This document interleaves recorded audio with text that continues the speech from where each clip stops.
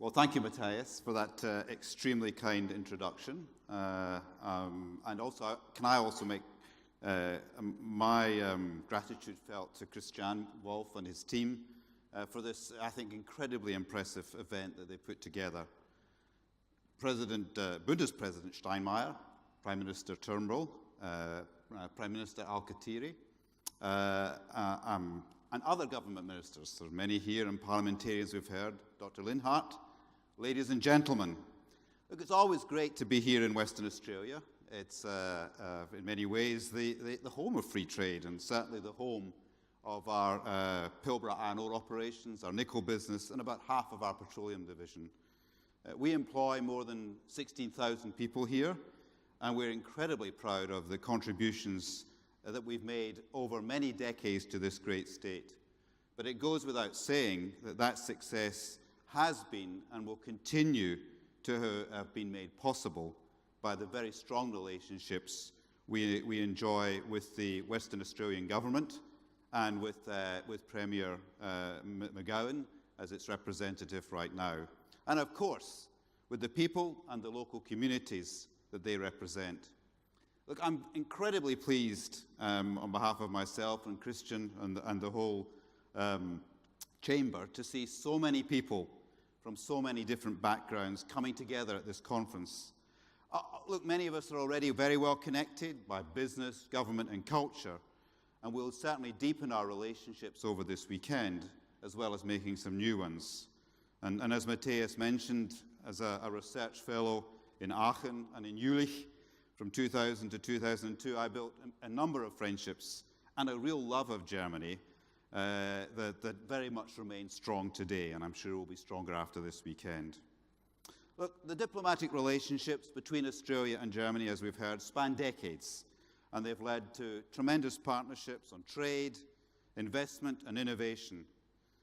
We really do share common values on open trade and beliefs in fairness, inclusion, and in cultural diversity, and above all, a commitment to multilateral solutions to the world's biggest challenges and opportunities, which only seem to grow. It was about 3 years ago that the Australia-Germany Advisory Group, that we've heard quite a bit of already, which was very much, I think, mentored by my predecessor as president of the German-Australian Chamber of Commerce, Lucy Turnbull, developed its plan for more trade and investment between our countries and for a greater cooperation in science and in education. And they were all designed, the many actions they had, to get the world and our countries on a higher growth path for the sake of those who increasingly in our world feel left behind, and for young people, but also, I think, for the environment. And as we've heard already, this plan is now affected by increased concerns about globalization. Clearly, the America First policy of the Trump administration, the results of many European votes, and maybe even arguably the outcome of the recent New Zealand election, appear in conflict, at least in places, with the liberal multilateral consensus.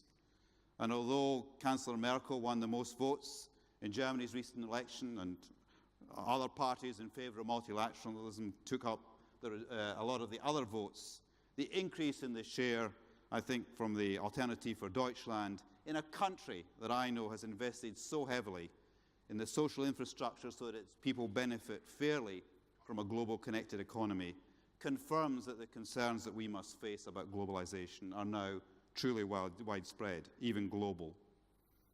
Maybe wrongly, in my view, but nonetheless, globalization is seen as the reason why so many people feel they've been left behind. And everybody here today is touched by that. And for me, the decisions by the United States to withdraw from the TPP and from Paris were a huge disappointment, and I certainly, on behalf of business, campaigned hard for both of them, and will continue to do so.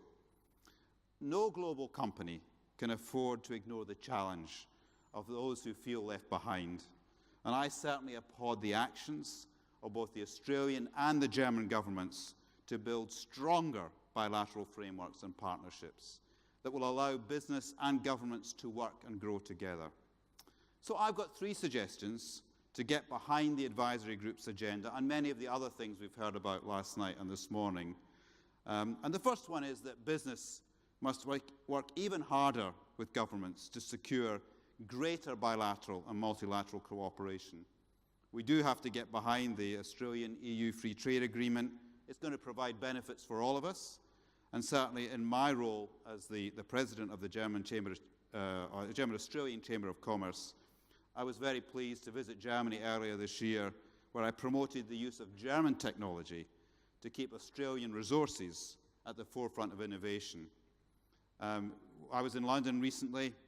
I met with the Mexican Foreign Affairs Minister, and I learned Mexico, where we are a major investor, along with the rest of the Pacific Alliance, is now searching, along with many others, including Australia, of ways to resuscitate the TPP. Great to hear, I think, from Prime Minister Turnbull that he's behind this as well. I strongly endorse this, and I encourage us all as businessmen and businesswomen to do the same. But diplomacy and trade deals are only one part. We now require, as business, an even more skilled workforce, which is equipped to compete and to be more productive in the future. And that brings me to my second suggestion, to make sure that we have a workforce and a society that is proficient in science, technology, engineering, and maths. And the demands of that are certainly changing as we talk about things like Industry 4.0. But we can learn, I think, from Germany's commitment to lifelong technical and vocational education through the Technische Hochschulen, like the one in Aachen that I spent some time at, or Berufsschulen, or the dual apprenticeship system or vocational training on the job that I've experienced firsthand when I've had the privilege to look after German subsidiaries. At BHP, we continue to invest in significant STEM initiatives, and our charitable foundation has its prime focus, joint projects with government and communities on education equity, because we believe in the power of education to drive progress, to lift people out of poverty, and yes, to move us away from armed conflicts. But of course, we have very sound commercial reasons for this investment.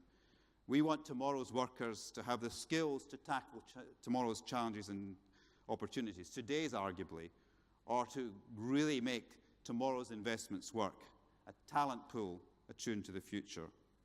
And third, and perhaps most importantly for this conference, business and multinational companies must make a stronger case to both the publics of Australia and of Germany that we are a force for good and in society in the world. As Bundespresident Steinmeier said, we have to raise our voices. We have to make the case that we do create jobs, we invest, and in the case of BHP, these are well-paid jobs in rural economies. We invest to renew our economies so that we share the benefits of globalization with the communities and younger people. And that's how voters, then politicians, can be drawn to us to increase our power to do good.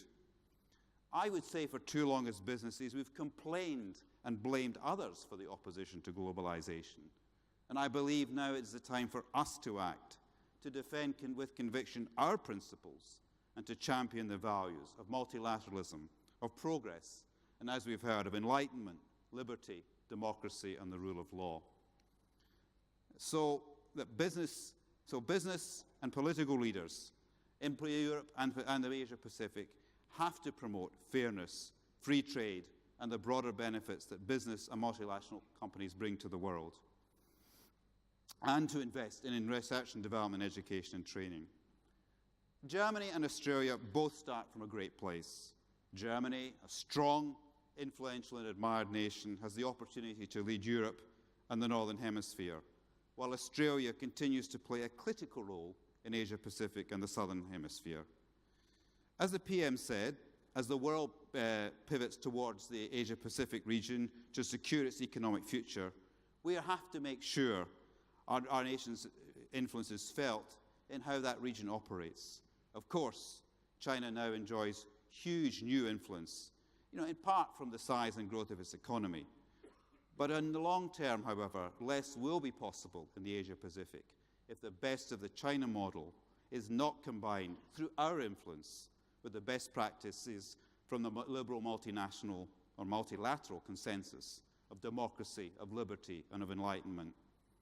The security and prosperity of our individual businesses and our individual nations and populations will rely on our ability to make the case for our ability to work freely, innovatively, and cooperatively with each other.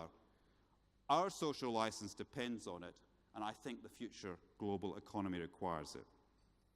And likewise, we will all benefit from a better educated and more skilled workforce, from more advances in science and engineering, from an increased pace of capital investment, all coupled to, enhanced by free trade, open borders and global cooperation, and a greater sense of fairness in the world, all of which, of course, are at the heart of both our democracies and the business communities represented here today.